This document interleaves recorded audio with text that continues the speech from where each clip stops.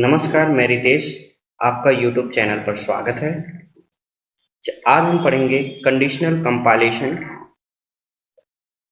जिसमें हम has, if, def और इफ एंड डेफ के बारे में पढ़ेंगे। ये कंडीशनल कंपाइलेशन का वीडियो पार्ट 3 है। इसके पहले हम दो वीडियो बना चुके हैं। अगर उन्हें देखना चाहते हैं तो आप हमारे प्लेलिस्ट में आप उसे देख सकते हैं। तो चलिए स्टार्ट करते हैं। पहले हम हैज़, इफ, डेफ के बारे में बताते हैं। हैज़, इफ, डेफ का मतलब होता है इफ डिफाइन। इफ डिफाइन इसके नाम से पता चल रहा है कि हैज़ इफ डिफाइन का मतलब कि हैज़ इफ डिफाइन। ये इसमें होता है कि हैज़ डिफाइन मैक्रो, कोई हमारे प्रोग्राम में हैज़ डिफाइन मैक्रो और हैज़ इफ डेफ का मैक्रो सेम है। अगर वो डिफाइन है तो हमारा हैज़ डिफ का स्टेटमेंट ट्रू होता है और वो एग्जीक्यूट होता है। यानी हम इस तरह से भी कह सकते हैं कि हैज़ डिफाइन का मैक्रो नेम और हैज़ डेफ का मैक्रो नेम दोनों सेम होता है, तो हैज़ इफ डेफ का स्टेटमेंट ट्रू होता है और वो एग्जीक्यूट होता है। इसी तरह से इसका जस्ट उल्टा हैज़ इफ एंड डेफ होता है। तो उसको बताने से पहले हम हैज़ इफ डेफ का हम सिंटैक्स देख लेते हैं, ये कैसे होता है। तो सिंटैक्स, कैसे ये सी प्रोग्रामिंग में काम करेगा, तो इसका सिंटैक्स हम पहले जान लेते हैं। तो इसका सिंटैक्स होता है हैज़ इफ डेफ और उसके बाद हम लिखते हैं मैक्रो नेम और फिर उसके अंदर स्टेटमेंट लिखते हैं स्टेटमेंट, फिर और उसके बाद हम लिख देते हैं हैज़ एंड इफ हैज़। तो ये इसका सिंटैक्स होता है। जैसे आप लोग एक बार फिर से देख लें, ये इसका सिंटैक्स होता है। और अब हम चलते हैं हैज़ एंड डेफ के बारे में थोड़ा सा जान लेते हैं, तब उसके बाद हम प्रोग्राम बनाते हैं जिसमें हम आपको समझाएंगे कि ये दोनों कैसे काम करता है। ठीक है, तो हम स्टार्ट करते हैं अब hash undef. Hash undef का मतलब होता है कि हैज़ एंड डेफ का मतलब ये होता है कि इफ नॉट डिफाइंड, इसका मतलब होता है इफ डिफाइंड, और इसका मतलब होता है इफ नॉट डिफाइंड। इसमें क्या होता है कि हैज़ डिफाइंड के द्वारा हैव डिफाइंड का मैक्रो अगर पहले से कोई डिफाइन है तो उसे हम अनडिफाइन कर सकते हैं अपने प्रोग्राम में, और जब अनडिफाइन करेंगे तो वो कंडीशन, वो स्टेटमेंट यानी हैज़ इफ एंड डेफ का स्टेटमेंट ट्रू हो जाएगा और वो स्टेटमेंट एग्जीक्यूट होगा। इसमें ये कोई जरूरी नहीं कि दोनों मैक्रो नेम सेम हो, अलग अलग हो सकते हैं। ठीक है, तो इसका सिंटैक्स भी एकदम बिल्कुल same hash defined hash def की तरह होता है, बस हम यहाँ पे लिखते हैं हैज़ एंड डेफ और बाकी सब सेम रहता है। अब एक बार इसके स्क्रीनशॉट ले लीजिए। ठीक है, और फिर हम आते हैं अब प्रोग्राम पे, चलते हैं हम अपने एडिटर पे जहाँ से हम प्रोग्राम रन कराते हैं। प्रोग्राम टाइप करते हैं, तो ये हमारा एडिटर ओपन हो रहा है, टर्बो C++।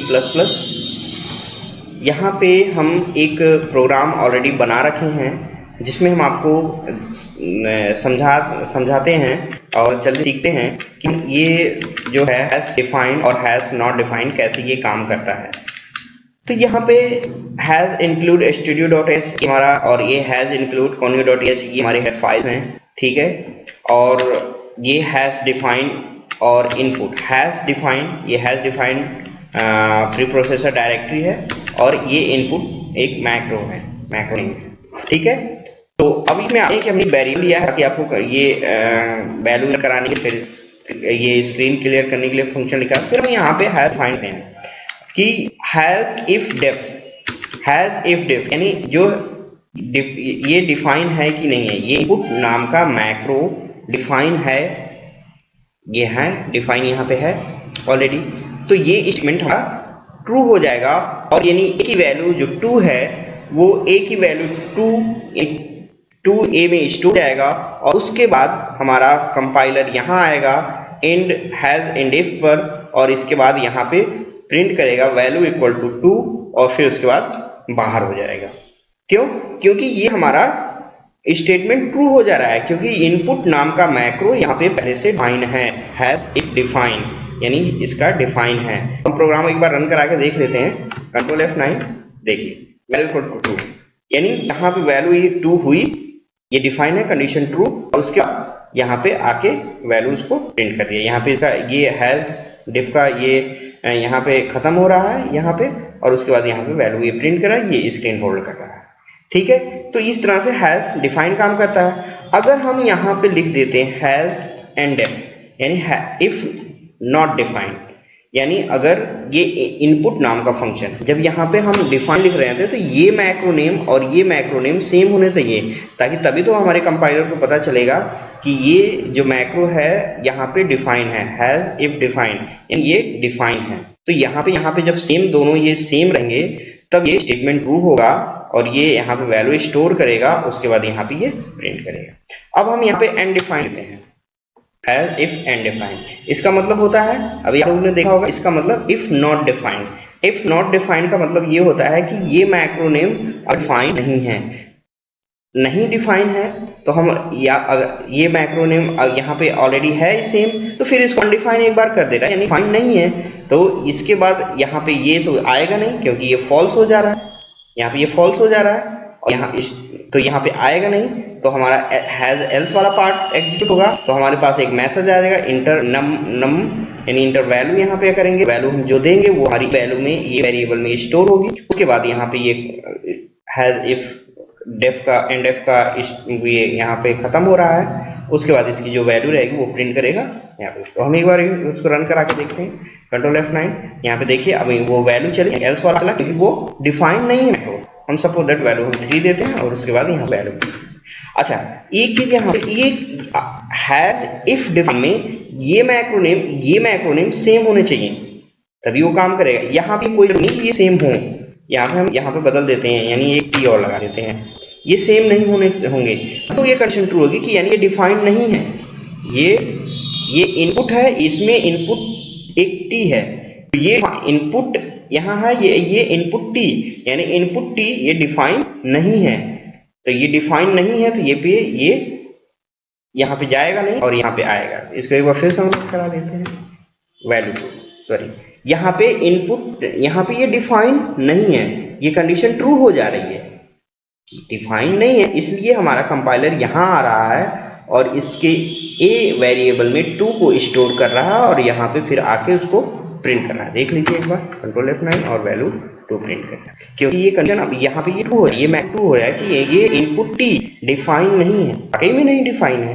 क्योंकि यहाँ इनपुट डिफाइन है। और जब इसको हटा देते हैं तो हमें वैल्यू एंटर करने का ऑप्शन आ रहा है, क्यों? क्योंकि इफ डिफाइन ये फॉल्स हो रहा है, क्योंकि ये नॉट डिफाइन, ये डिफाइन है, क्योंकि यहाँ और यहाँ ये सेम है, ये डिफाइन है, इसलिए यहाँ नहीं आ रहा है, इसलिए एल्स का पार्ट चल रहा है और उसमें वैल्यू एंटर हो रही है, और उसके बाद जो वैल्यू एंटर हो रही है वो यहाँ पे प्रिंट हो रही है। आई होप ये प्रोग्राम आप लोगों को समझ में आ गया होगा, और आप लोग अच्छे से हैज इफ डिफाइन और हैज इफ नॉट डिफाइन आपको क्लियरली समझ में आ गया होगा। और इसका जो है नोट्स हमारे डिस्क्रिप्शन बॉक्स में इसका PDF लिंक हम दे देंगे, जहां से इसके नोट्स आप प्राप्त कर सकते हैं क्लिक करके। और हमारे वीडियो को लाइक करें, अगर हमारे वीडियो में कोई गलती हो उसे कमेंट करके जरूर बताएं, और हमारे चैनल को सब्सक्राइब करें। धन्यवाद।